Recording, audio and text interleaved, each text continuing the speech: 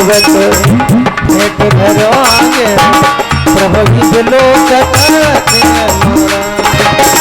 सहज स्नेह दिवस रघुरा ऊंची कुशल निकट बैठाए। निषाद जी को भगवान ने अपने हृदय से लगाया है और हृदय से लगाने के उपरांत निषाद जी की कुशलता को पूछा। प्रभु सखा निषादराज, प्रभु सबसे पहले ये अवगत कराओ, तुम्हारे राज्य में सभी प्रकार की कुशलता तो है। प्रभु आप कुशल पूछ रहे हैं, परंतु आज हम अपने भाग्य को धन्य मानते हैं। हाँ, मैंने ऐसा सुना है जहां पर आपके ये कमलस रूपी चरण पहुंच जाते हैं वहां की शोभा अमरावत को भी लज्जित कर देती है। जहां जहां राम चरण चल जाही तो तई समान अमरावत नहीं। अब प्रभु आपने कुशलता के विषय में पूछा है, तो जब से मैंने आपके इन श्री चरणों का दर्शन किया, नाथ कुशल पद पंकज देखे तो भयउ भाग भजन जन लेखे। हमारा भाग्य उदय हो गया, धन्य हो गए प्रभु। आपने जो महती कृपा हमारे ऊपर की है उससे मैं कृतार्थ हो गया। आज हमारा जीवन धन्य हो गया प्रभु। अब चाहता ये हूं, आपने जब इतनी कृपा की है, हाँ क्या चाहते हो? आप एक कृपा हमारे ऊपर और कर दें, कृपा करिए। हाँ, पुरधारिये पाऊ थाप ये जन सब लोग से हऊ। आप चल करके हमारे नगर में चले, विश्राम करें, हमारे सभी लोगों को आपकी सेवा करने का सौभाग्य मिलेगा। क्यों? ये सब जो आप देख रहे हैं, हाँ, ये सब आपका ही दिया हुआ है, हमारा कुछ भी नहीं है। देव धरन धन धाम तुम्हारा और मैं जननीच सहित परिवारा मैं आपका सेवक हूं। इसलिए चलकर के प्रभु कृपा करें, हमें भी आपकी सेवा का अवसर प्राप्त हो। हे मेरे सखा, यदि इसका उल्टा कर दिया जाए तो खास होता है। अवश्य नाथ, मित्र हो हमारे, लेकिन कह रहे हो नगर की ओर चलने के लिए, तो ऐ मेरे मित्र ऐसा कदापि नहीं हो सकता। कारण प्रभु? क्योंकि मैं वचन के बंधन में हूं। कहना है मेरा,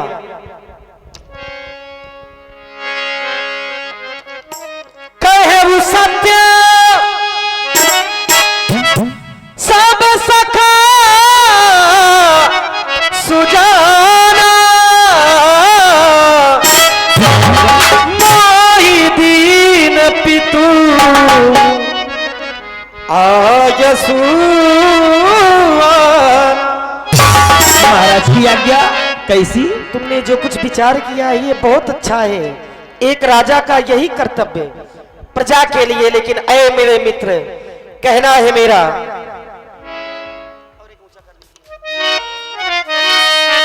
वर्ष चारी दस विपिन बस, हाय मुनि व्रत बेस, वर्ष चारी दस विपिन बस, मुनि व्रत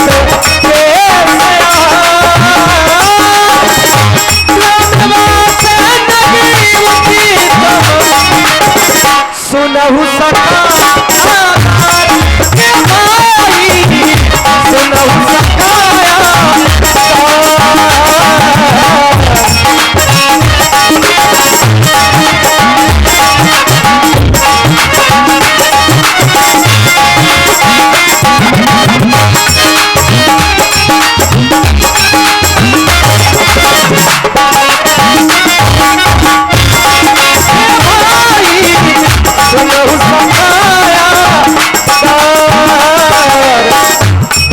चारी दस बीती, बरस चारी दस बीती, मुनि व्रत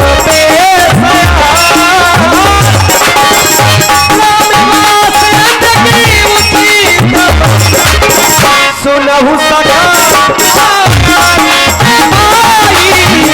सुनहु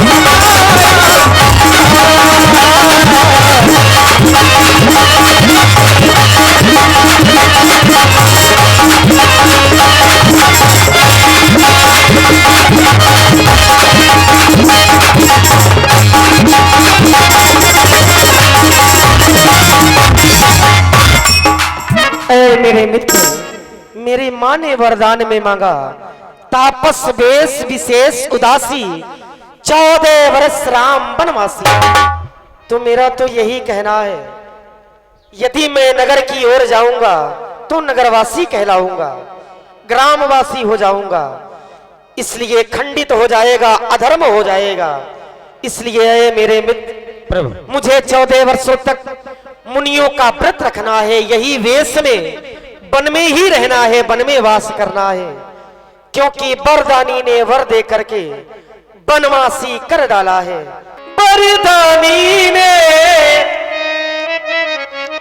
वर दे करके वनवासी कर डाला। वरदानी ने वर दे करके वनवासी कर डाला वरदानी ने वर दे करके वनवासी करे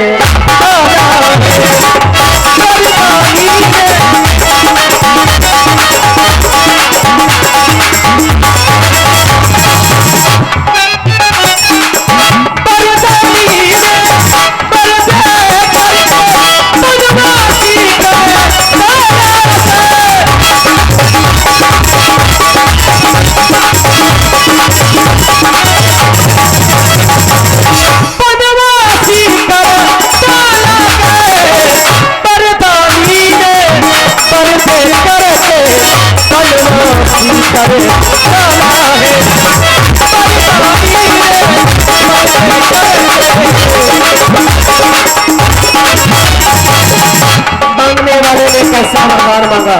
कैसे? तापस वेश विशेष उदासी, 14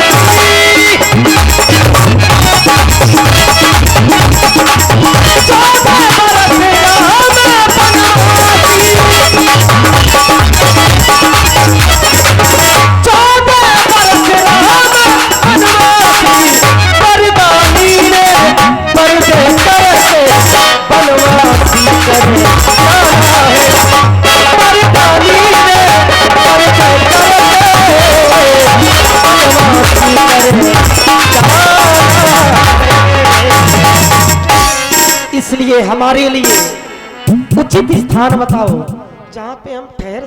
रे रघुनाथ कहीं ठाव दिखा, बहुसवा कहे राम सब भांति सुहाए। मेरे मित्र, बहुत ये अच्छा पुष्पा का स्थान वृक्ष है, आप इसी के नीचे विश्राम करें और हम सभी को यहीं पर आपकी सेवा करने का अवश्य प्रदान क्यों करें। नहीं। प्रभु श्री राम जी उस ठाव के नीचे विश्राम करने लगे हैं। सुमंत्र जी और सभी लोगों के लिए फलों की व्यवस्था करी है निषाद जी ने कि प्रभु को भोजन कराया जाए। सिय सुमंत्र भ्राता सहित कंदमूल फल खा, शयन कीन रघुवंश मणि पाय पलोटत भाई। ये रामायण की मर्यादा है।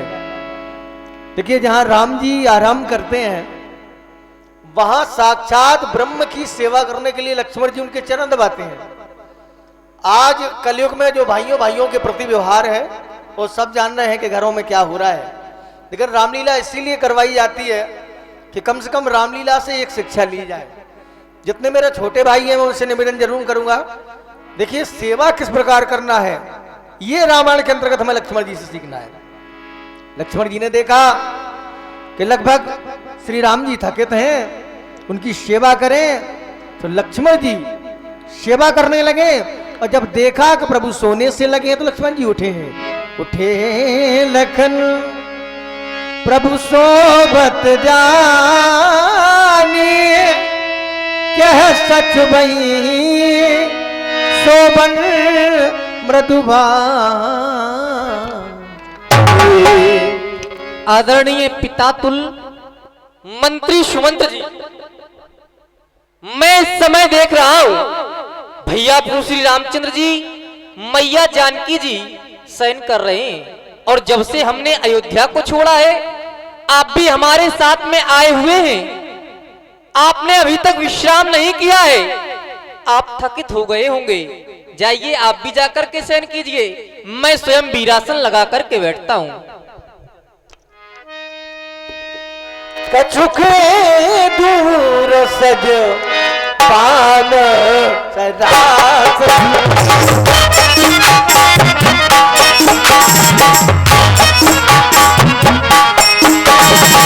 कछुक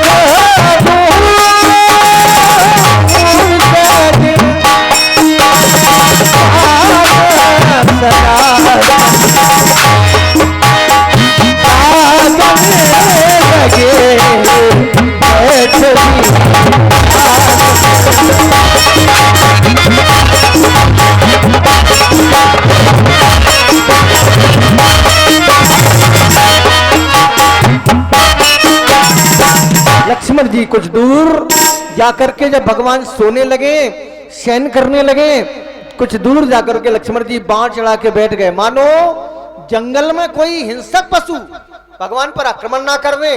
और जब निषाद जी की नजर प्रभु की ओर पड़ी है, सोबत प्रभु ही निहार निषादु भयउ प्रेम बस हृदय विषादु तन पुलकत लोचन जल बहाही बचन सप्रेम लखन सन कही। प्रेम हो गया और जहां प्रेम है वहीं तो विषाद है। निषाद जी के हृदय में विषाद हुआ है। लक्ष्मण जी से इस प्रकार के वचनों का प्रयोग किया निषाद ने। भैया आज जब मैं प्रभु की ओर दृष्टिपात करता हूं, क्या ये यहीं पर शयन करने वाले हृदय में बड़ा कष्ट हो रहा है प्रभु को इस अवस्था में देखकर। क्यों? ये कहाँ के रहने वाले हैं? भूपति भवन सुहाई सुहावा, जिसके सामने वो सुरपति सदन न पट तर पावा, वो इंद्रपुरी भी लज्जित होती है। ऐसे भवन में ये निवास करने वाले, जिसमें मणिमय रचित चार चौबारे जन्म रथपत निज हाथ सवारे, जिसे रथ के पति ने स्वयं अपने हाथों से सजाया है, ऐसे महलों में प्रभु विश्राम करते हैं। इनके वस्त्र पहनने के, बिछाने के, ओढ़ने के कैसे विविध बसन उपधान तुराई क्षीर फेन मृदु बृहत सुहाई। इनके वस्त्र कैसे हैं? जैसा दूध में जो फैन होता है उसके समान मुलायम, कोमल और स्वच्छ। जहां पर तह सिया राम सैन निष्करही निज छवि रति मनोज मद हरही। जहां पर हमारे प्रभु नित्य प्रतिदिन शयन करते हैं और अपनी छवि से कामदेव को भी लज्जित कर देते हैं, परंतु आज वही प्रभु श्री राम तेसी राम साथरी सोए समित बसन बिन जाए न जोए। आज इतने थकित हो गए कि पत्तों पर और काश की कुसाओं पर शयन कर रहे हैं। इन्हें अपने शरीर की भी सुध नहीं है। देखा जाए, दृष्टि गई हमारी मां जानकी की ओर। कौन? ये किसकी लाडली है? पिता जनक, पिता जनक जग विदित प्रभाव। इनके पिता का सारे संसार में प्रभाव है। पिता जनक जग विदित प्रभाव, सखा सुरेश ससुर रघुराऊ। जिनके ससुर देवराज इंद्र के सखा हो, मित्र हो, वही आज इन पत्तों और कुसाओं पर शयन कर रही हैं, जिन्हें सभी मात पिता पुरजन पुरवासी सखा सुशील दास अरदासी जोगबह जिन्हें प्राण की नाई, जिन्हें अपने प्राणों के समान प्रेम करते हैं सभी नगरवासी, सभी दास दासियां, माता पिता, सभी नगरवासी। जोगबह जिन्हें प्राण की नाई वही प्रभु श्री राम मही सोबत तही राम गुसाई आज वही पृथ्वी पर शयन कर रहे हैं।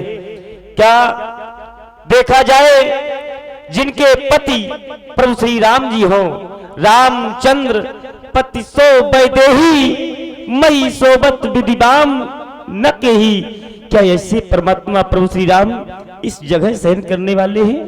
नहीं, परंतु श्री रघुबीर की कानन योगु परंतु कर्म प्रधान सत्य कहे लोगु। कर्म की प्रधानता इस संसार में है, ये सत्य ही कहा गया है कि कर्म से बढ़कर के कुछ नहीं होता है, जो भाग्य में लिखा होता है वही होता है। अब विचार गया जिनके द्वारा इन्हें इस पर पकड़ में पठाया गया है तो उनके लिए हृदय में रोष भी है। केकई नंदनी मंद मति ये कठिन कुटिल प्रणकीन, जिन रघुनंदन जान के सुख अवसर दुख दीन। जिन परमात्मा प्रभु श्री राम का तिलक होने जा रहा था, ऐसा सुख का समय था, सारे अयोध्या में मंगल गीत गाए जा रहे थे, ऐसे सुख के समय में इन्हें वन प्रखंड में भेज दिया। आज सारा संसार दुख का अनुभव कर रहा है। क्यों? क्योंकि केकई नंदन मंद मति कठिन कुटिल प्रणकीन, जिम रघुनंदन जान के सुख अवसर दुख दीन। उभई दिनकर कुल बेटप कुठारी, कुमत की सब विश्व दुखारी। तुम्हारी ऐसी बुद्धि हो गई कि ये सारा संसार दुखमय कर दिया, सारा संसार दुखमय कर दिया। प्रभु आज प्रभु की ये दशा देखी नहीं जाती, देखी नहीं जाती। निषाद जी को बहुत कष्ट होने लगा, नेत्रों से अश्रुधार बहने लगी। लक्ष्मण जी समझाने का प्रयास करने लगे, बोले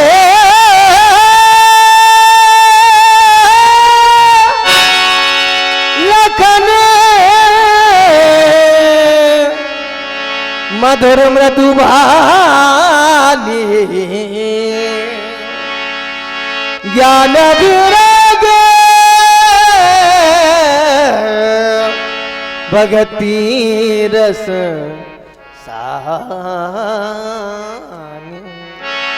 लक्ष्मण जी ने निषाद जी को समझाने का प्रयास किया और वो भी ज्ञान वैराग्य से युक्त वचनों का प्रयोग किया।